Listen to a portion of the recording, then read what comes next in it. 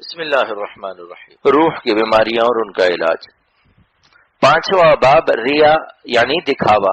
ریا کہتے ہیں کسی عبادت اور نیکی کو کسی شخص کو دکھانے کے لیے کیا جاوے اور اس سے کوئی دنیاوی غرض اور اس سے مال یا جاہ حاصل کرنے کی نیت ہو، لیکن اگر اپنے استاد یا مرشد یا کسی بزرگ کو اس نیت سے اچھی آواز بنا کر قرآن پاک سنائے کہ ان کا دل خوش ہوگا تو یہ ریا نہیں۔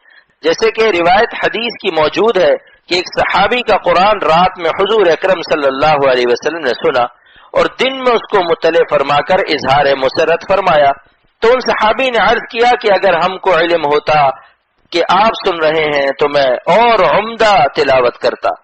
آپ صلی اللہ علیہ وسلم کا اس پر سکوت فرمانا اور نکیر نہ فرمانا مدلول مذکور کے لیے دلیل ہے۔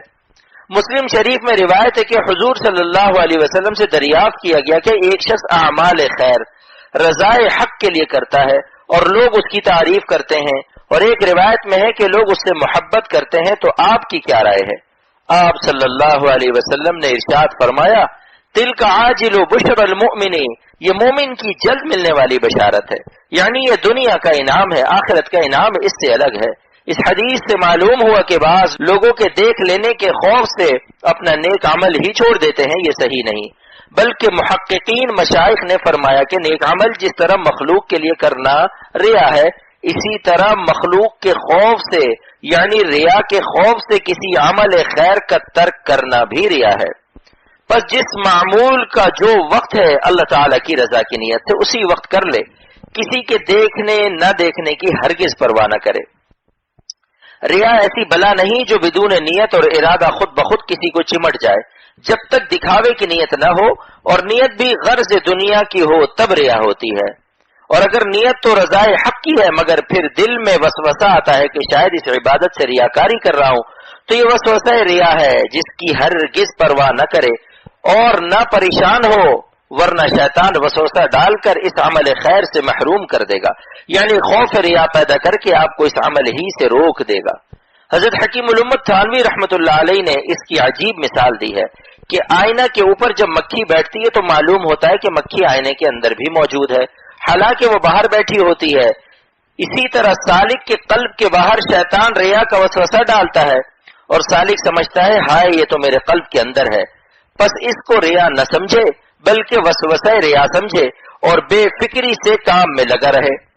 ترمذی شریف میں روایت ہے کہ حضرت ابو ہریرہ رضی اللہ عنہ نے عرض کیا، یا رسول اللہ، میں اپنے گھر میں نماز پڑھ رہا تھا کہ اچانک میرے پاس آدمی آ گیا اور مجھے یہ حالت پسند آئی کہ اس نے مجھے اس حالت میں دیکھا۔ آپ صلی اللہ علیہ وسلم ارشاد فرمائے، اے ابو ہریرہ، اللہ تعالیٰ تجھ پر رحم کرے، تیرے لیے 2 اجر ہیں، ایک اجر پوشیدہ کا، ایک اجر اعلانیہ کا۔ اس حدیث سے کس قدر عابدین کے لیے بشارت ہے۔ کبھی اپنی عبادت کا اظہار جاہ کے لیے ہوتا ہے، یہ بھی بدترین ریا ہے۔ مثلا احباب کے حلقے میں یہ کہنا کہ آج تہجد میں بہت لطف آیا اور خوب رونا آیا اور بہت سویرے آنکھ کھل گئی، یہ باتیں سوائے اپنے مرشد کے کسی کے روبرو نہ کہنا چاہیے۔ حضرت تھانوی رحمۃ اللہ علیہ نے فرمایا کہ ایک صاحب نے 2 حج کیے تھے اور ایک جملے سے دونوں حج کا ثواب ضائع کر دیا۔ وہ اس طرح کے ایک مہمان کے لیے کہا کہ اے ملازم، تو اس سرائی سے اس کو پانی پلا جو میں نے دوسرے بار حج میں مکہ شریف سے خریدی تھی۔ علاج۔ ریا کا علاج حصول اخلاص ہے، اور حدیث پاک میں اخلاص کی حقیقت یوں ارشاد ہے کہ عبادت اس دھیان سے کرے کہ ہم اللہ تعالیٰ کو دیکھ رہے ہیں، کیونکہ اگر ہم ان کو نہیں دیکھتے تو وہ تو ہمیں دیکھ ہی رہے ہیں۔ جب حق تعالیٰ کی عظمت و کبریائی کا دھیان ہوگا تو مخلوق کا خیال نہ آئے گا، اور یہ مراقبہ یعنی دھیان مشق کرنے سے دل میں قائم ہوتا ہے۔ تھوڑی دیر خلوت میں بیٹھ کر یہ تصور جمایا جائے کہ اللہ تعالیٰ ہم کو دیکھ رہے ہیں، کچھ مدت تک اس طرح مشق سے استحضار حق آسان ہو جاتا ہے۔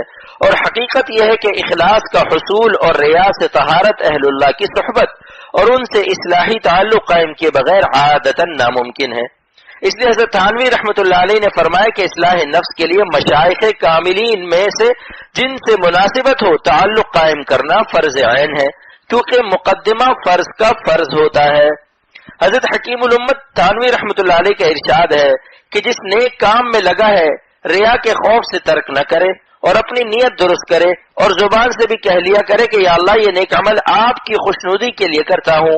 پھر اگر خدا نخواستہ نفس کی شرارت سے یہ ریا بھی ہوگی تو چند دن میں یہ عادت بن جائے گی. اس مضمون کو حضرت خواجہ صاحب رحمۃ اللہ علیہ نے شعر میں بیان فرمایا ہے.